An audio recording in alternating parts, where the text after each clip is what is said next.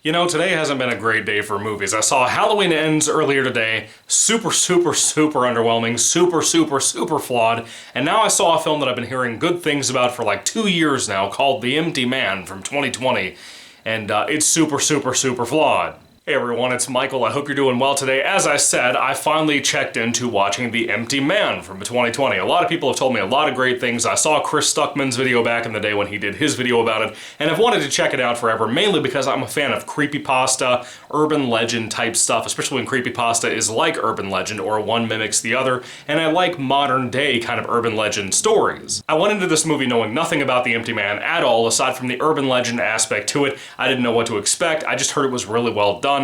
And I gotta say, for the most part, it kind of is. What I think everybody's heart and soul wants to ask all these years after this already came out is it better than Halloween Ends? And my response to you would be, hell yes, it is. But with that being said, it's still flawed in my opinion. The general story of this movie is that there's an ex-cop who's kind of like a private investigator type who goes looking for a missing neighbor girl who's very nice named Amanda. When this ex-cop gets involved in this investigation and decides to go find this girl named Amanda, he talks to one of her friends and finds out about this urban legend thing about where you take a glass bottle, you blow into it and at a bridge basically. And when you do it, it summons this entity apparently that over the course of 3 days will start to haunt you and probably kill you, called the Empty Man. Amanda's best friend character also tells this cop that, hey, there was a group of kids that were there the night at the bridge when they first summoned the Empty Man, and now they've all gone missing. Even she doesn't know where they are. That plotline sounded cool, but doesn't really fit for a 2.5 hour, almost, long movie. Honestly, not really. It has like a good 1.5 hour long storyline that has like an extra 45 minutes to an hour tacked onto it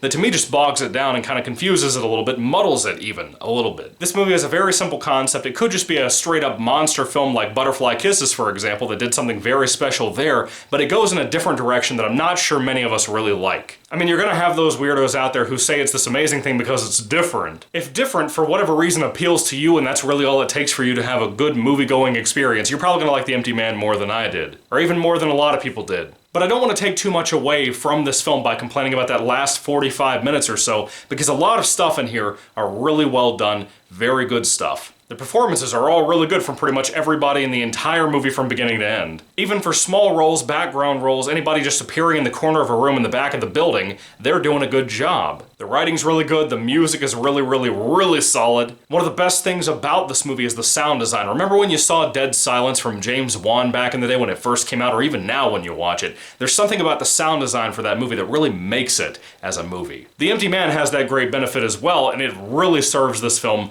along with the music. If you're looking for atmosphere, you will get it with this movie. It's suspenseful, it's tense, and it's well done in that regard, and you can't peel your eyes away a lot of the time. And with all that great momentum in this film, there's kind of a couple of moments where they take advantage of the audience and throw a stupid-ass jump scare in there that really feels cheap. I'm not saying you can't do that. James Wan, one of my favorite horror directors of all time, if not my very favorite at this current moment, does that all the time. He earns his jump scares, and a lot of the time I think The Empty Man can earn its jump scares. With that being said, though, there are times that it doesn't. It's a well-shot film, the cinematography is very good. All of that culminated into a really solid flick that I had a good time watching, even if it is a little slow, as a slow burn movie, which is fine, but sometimes it gets too slow in pacing. And you want to guess where that happened? As you can guess, it was mainly in that 45 minutes tacked onto the main 1.5 hour long movie that had the original concept going for this flick. There's not really any practical effects or CGI or anything like that in this film, but when it is there as a special effect, it looks good, really good sometimes. I hope that you pick up that I don't just hate this film. It has some really good positives going for it,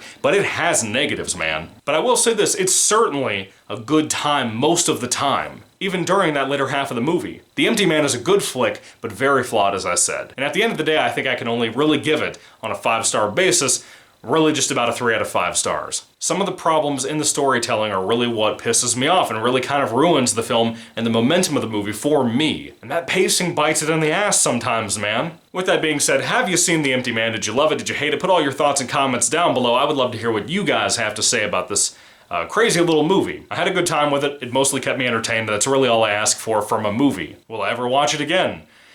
Probably not. I would love to hear what you guys have to say about this movie down in the comments section down below. Have you read the comic book that it's based on too by Cullen Bunn? I've read a lot of his Venom stuff. I've never read this though, so I don't really know what the difference is, how different it is, or anything like that. Let me know all your thoughts and comments down below like I said. Thank you guys for watching. God bless you all. Happy Halloween. I don't plan on revisiting a lot of stuff like this that I missed, but if it's something more recent like in 2022 or a big movie like this from previous years, I'm willing to check it out and do a small review on it. If you guys have any recommendations for something you'd really like me to talk about, please put that down in the comments section too as something more recent, if you will. Anyways, thank you guys for watching. God bless you all. Happy Halloween, and goodbye.